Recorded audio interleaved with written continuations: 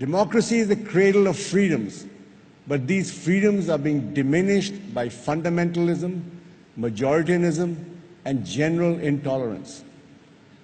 It's the rise of illiberal democracies, a kind of lumpenized democracy, if you will. Look at what's happening in our own country. Movies are banned without being seen. People are killed for storing the wrong kind of meat or for transporting an animal.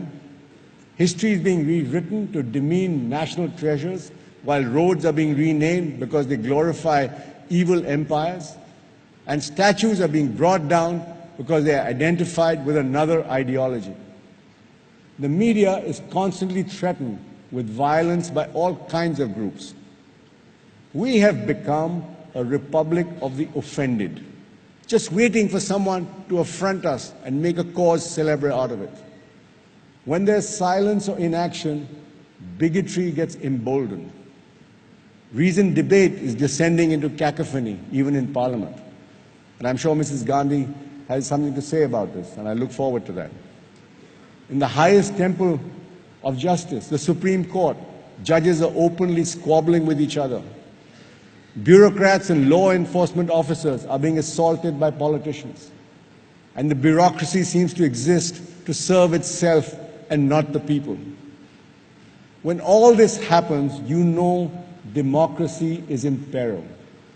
And if I say democracy is in peril, the nation is in peril, as India can only be governed as a democracy.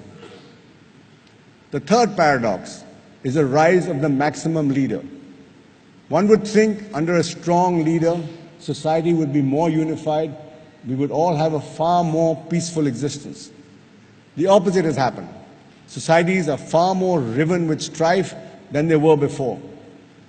America is a case in point. Here's a country torn apart ideologically with no middle ground.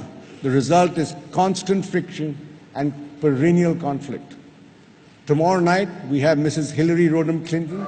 To put this all in perspective, there's no better person than her. She has seen and participated in American politics for over 4 decades, up close and personal. India, too, has become a far more divided society. It has seen the rise of identity politics, whether of caste or religion or even region. India is a pluralistic society, and that, I believe, today is being undermined. Minorities feel threatened. Even Hindus are now being questioned about what kind of Hindu are you?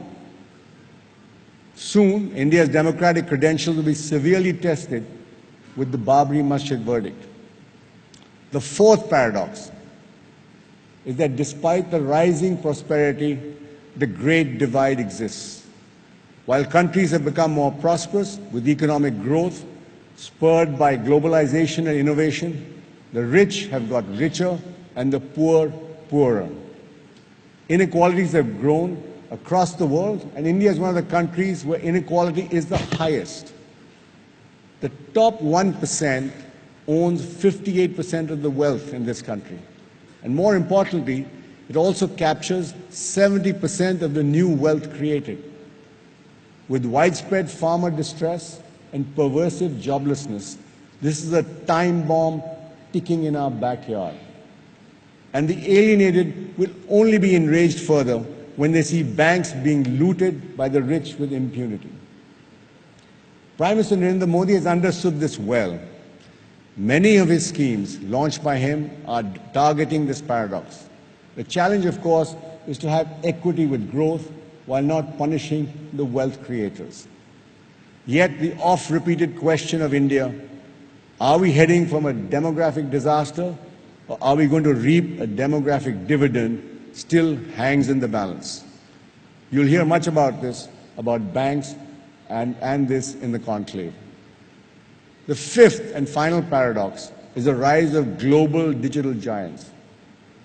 They have great power, but no accountability. They have changed our lives for the better, but at a cost. Privacy is a thing of the past. They know everything about us and are free to use it any way they want. Their empires know no borders as they conquer the human mind across the world. They are the new gatekeepers to the flow of information, interaction, and entertainment.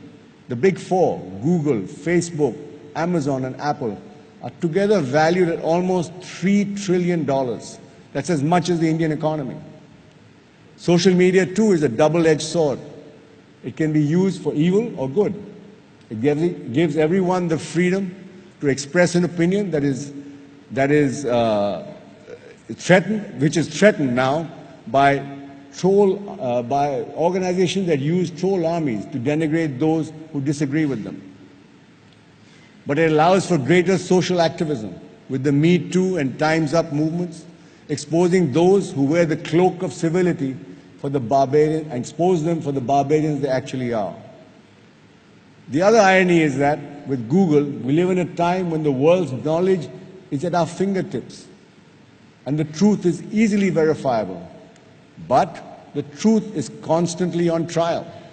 Fake news is a virus that has infected our digital ecosystem, and there is no cure in sight. Regulating these tech giants will be the big challenge in the years to come. Ladies and gentlemen, I believe these paradoxes that I've spoken about will be the key issues that will dominate the 21st century. Conversations on all such issues and more, this is what the conclave is all about. On that note, let me welcome you again to our annual Festival of Ideas. This is where we debate, discuss, argue, and learn. I believe learning till your last breath is a life well lived. Let this conclave be a part of your learning. Enjoy the next 2 days. Thank you.